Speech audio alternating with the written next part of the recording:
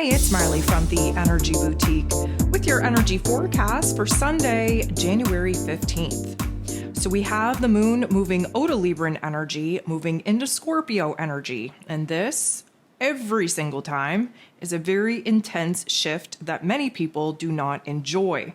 Of course, we're moving out of the light and fluffy, airy energy of Libra, where we just want to create balance, where we want everything to be perfect, where we want everything to be happy-go-lucky. And we move into the very intense, deep, dark, emotional waters of Scorpio energy, where we have to kind of unearth some details, where we got to do a deep dive, put our detective hats on. We have a deep transformation going on within us, but we do have to do the shadow work, if you will, in order to uncover what some of these issues are in order for us to solve them. So we have the moon moving out of this Libran energy, going void, of course, at 3:40 a.m. Eastern Standard Time. We will be locking into the Scorpio energy 7:09 a.m.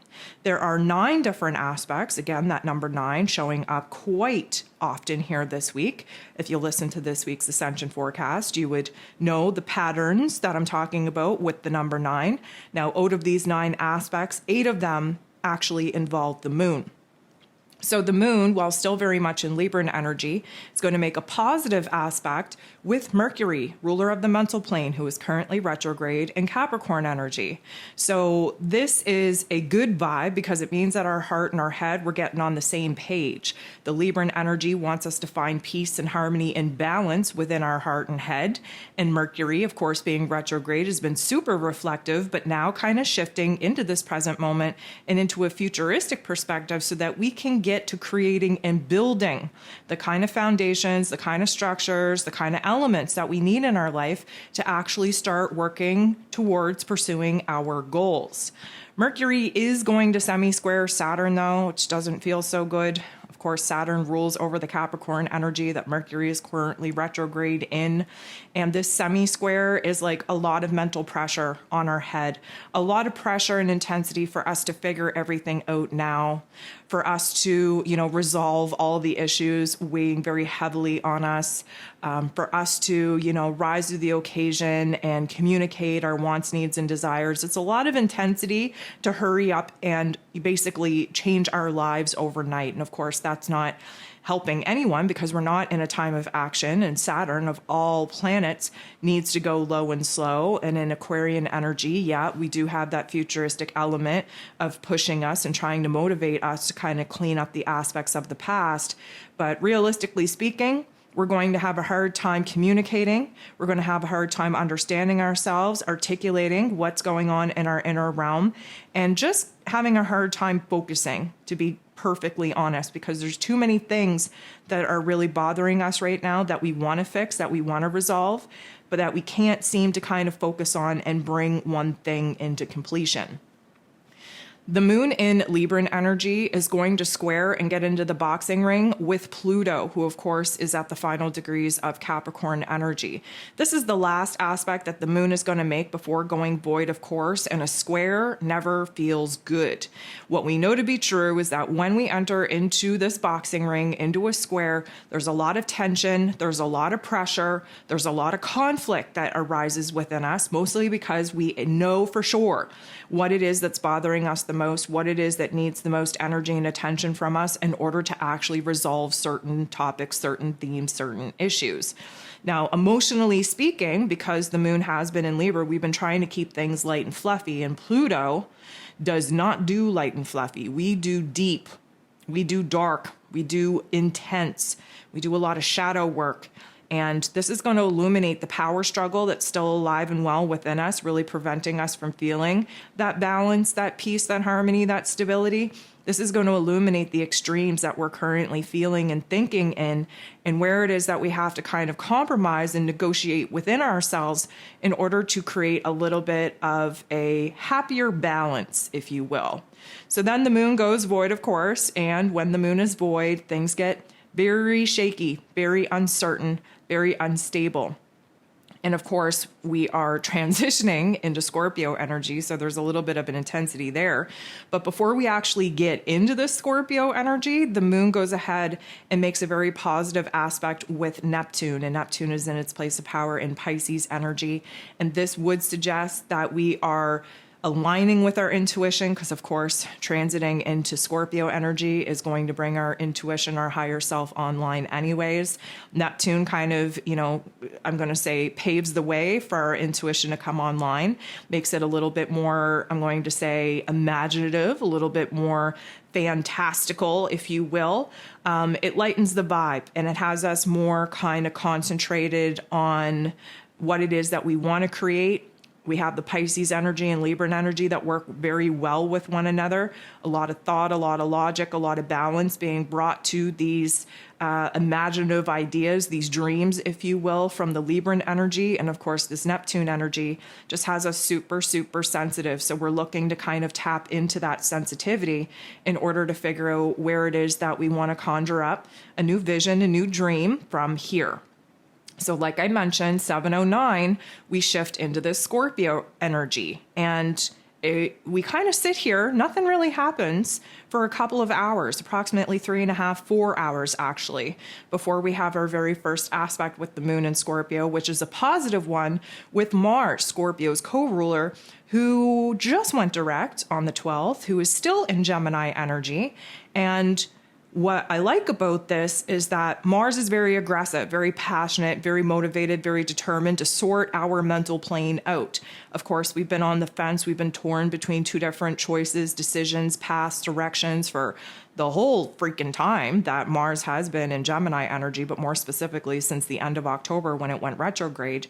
And the moon in Scorpio likes to peel back the layers. So right now we're kind of hell-bent. We're damn well and determined to sort our thoughts out, to sort our feelings out. Because again, the whole point in Scorpio energy is to do a deep dive in our thoughts, in our emotions, really unearth the problems so that we can solve them. And of course, through the process of the moon being in Scorpio energy, seeing a total shift in our emotions, in our thoughts, in our perspective, in our understanding. The moon is going to bump into Jupiter in not the nicest way, but provides us with a little bit of I'm going to say, opportunity to see where growth has taken place, where growth is needed, a little bit of a choice point, if you will, to maybe handle some situations that might be popping off in a different way. And also illuminating for us where it is that we are constantly changing our belief system due to the emotional and mental processing that we've been going through. And Jupiter likes to shine a bright light on things and turn the volume all the way up on things and magnify certain topics and themes. And right now, we are feeling a lot of intensity in our emotional realm because we need to feel the intensity in order to figure out what we don't want to feel anymore, because that is identifying a problem. And once we can identify the problem, we can come up with a solution. But a lot of this has to do with kind of uncovering the layers of our belief system, of our growth, of our healing, and where it is that we are wanting to actually create new opportunities for ourselves, to go out in the world, to kind of reinvent ourselves. It's just an inner realm process right now because we're not being supported to actually go out in the world and take the world and life by the horns, so to speak. The moon is going to bump into Neptune in Pisces energy, giving us a little bit of water on water energy. You best believe that our emotions are going to be super heightened. Our intuition is going to be super strong. We may disassociate from our realities in order to kind of move off into la la land and process some of the deeper topics and themes coming up in our emotional and mental realms. Because again, the whole point here is to uncover the blockages, uncover the unconscious shadow realm aspects that are keeping us from actually, aligning with a new level of empowerment. So this energy, although it does kind of feel overwhelming and it can feel almost paralyzing sometimes because we're feeling so much, but yet unable to pinpoint what exactly it is that we're feeling, it is kind of amplifying for us what needs our attention. The moon goes ahead, bumps into Mars again, this time not in the nicest aspect. So this is kind of triggering us. Now, we need to be triggered. We need to be angered, agitated, frustrated. When you feel those emotions, okay, when you feel those emotions, when you're having these aggressive thoughts, that's a good indicator on where it is that you do not feel in control and where it is that you do not feel like you have power over your situation, over your circumstances. So although this isn't going to feel good and we're likely going to be triggered in a lot of the lower vibrational frequencies, thoughts and emotions, it is a good motivator because, anger is sometimes the best fuel, the best inspiration, the best motivation that we can have. It's a good motivator for us to kind of realize what it is that we're angry about, what it is that we're frustrated about, where it is that we don't feel in control or like we have power over our lives. And the minute that you can identify that is the minute that you can problem solve that. And of course, that's what we're here to do with this moon in Scorpio. The last aspect that we have here today is the moon in Scorpio, sextiling, which is a beautiful energy, with Mercury, ruler of the mental plane, who is retrograde in Capricorn energy. So first and foremost, our heart and our head, we're getting along. Why? Because the frustration, the anger that we just experienced, that we just kind of felt overwhelmed and semi-paralyzed in, led us to an aha moment. What is that aha moment? Well, it's likely a power struggle within ourselves, within our relationship dynamic. Why do we know that? Well, because Mercury is retrograde in Capricorn energy. We're doing an introspection, if you will, an inter-reflection, if you will, on where we've given our power away, what is taking up our power and energy, and where it is that we want to kind of take our power back. Now, Scorpio energy and Capricorn energy work very well together.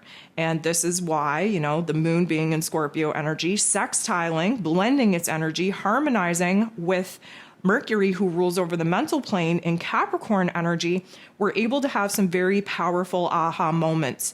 And of course, as I've been, I'm going to say almost repetitive with this particular concept, the minute that we are able to have an aha moment and have something click in our brain, our emotions shift, our perspective shifts, our understanding and perception shifts.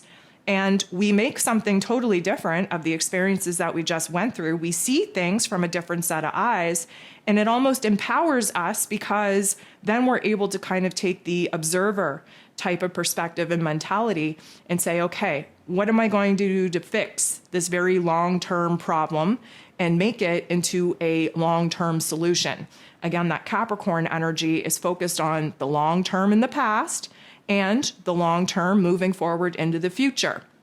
The Scorpio energy is picking things apart, dissecting things. We have an ability to read between the lines with the Scorpio energy. Our intuition is strong. Our sixth sense is strong. Yes, we have the logical, practical intellect working with our intuition very well because of Mercury being retrograde in this Capricorn energy. So nonetheless, we might have a few highs, a lot of lows, but by the end of the day, we're going to have a totally different perspective on who and what is basically consuming our time, our energy, our attention, and therefore our power, and how we can balance the scales and take some of that power back.